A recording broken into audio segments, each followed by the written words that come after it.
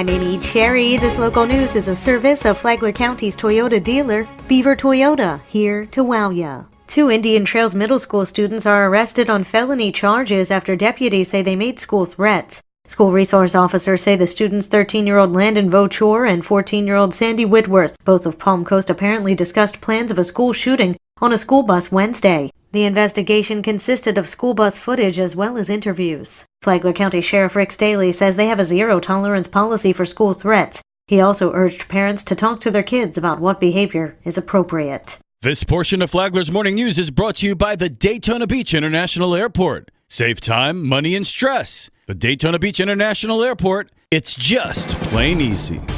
Students aim to increase safety in their own schools. John R. King explains. Sheriff Rick Staley, school resource deputies, and Flagler schools administrators met with the student-led community problem solvers at Flagler Palm Coast High School Wednesday to discuss a proactive plan designed by the students to increase safety on school campuses. Sheriff Rick Staley. You could tell from the meeting that they have really looked at this issue of how do you secure a school without it looking like Fort Knox. The plan developed by the students included a survival kit, first aid training for teachers, and a short safety video, which Superintendent Tager was especially interested in. I'm kind of excited about it, and what I encourage them to do is take their video once they get it and share their ideas with our other schools. Students taking a leadership position says a lot for their faculty, and it says a lot for the students and their families. Sheriff Staley offered to provide canine patrols and assigned Director of Domestic Homeland Security Randall Stroud to work with the school to make the students' vision a reality. From the WNZF Newsroom, I'm John R. King.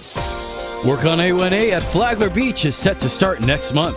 Construction's never pretty. That's Flagler Beach City Manager Larry Newsom. He said the lack of prettiness comes from the disruption that it'll cause drivers in the area. Newsom said that he did meet with the DOT to talk about how the construction would affect people. They got about 300 days. They're scheduled to start in January. I know that a lot of people aren't going to like that, but the goal is what can we do between the city, DOT, and superior contractors to reduce the impact to the businesses along A1A, plus where the traffic is going to be detoured on Central Avenue. Newsom said the traffic diversion would start at 7th and go to 23rd. The project is set to start on January 7th. 300 days later is around November 4th, 2019. Newsom said they are doing an outreach on Wednesday, November 19th at 2 p.m. From the WNZF Newsroom, I'm Deb Albertson. Bad weather puts a damper on Christmas plans in Bunnell. There's some bad weather headed our way, bad enough to cancel things. The Storm Prediction Center included our region in a forecast for a slight risk of tornadoes. Bob Pickering is with the Flagler County Emergency Operations Center. We are tracking the potential for hazardous weather today, and the National Weather Service is basically telling folks just to be mindful and pay attention to what's going on with the weather today. There is a potential for the possibility of severe thunderstorms and maybe even the odd tornado or two somewhere in north and northeast central Florida during the course of the day on Friday. It's just impossible to pinpoint exactly where these events may occur, but Flagler County is within that area that's being monitored. So we're asking folks during the day today is go ahead and keep an eye on the weather, have a way to get warnings, and have a plan of action should warnings be issued for your area. The main message is to stay up to date on the weather and stay informed throughout the day. Christmas in Bunnell was scheduled for this evening at 5 o'clock at the old Coquina City Hall in Bunnell, but has been canceled because of the bad weather and rescheduled for next Friday, December 21st. From the WNZF Newsroom, I'm Rich Carroll.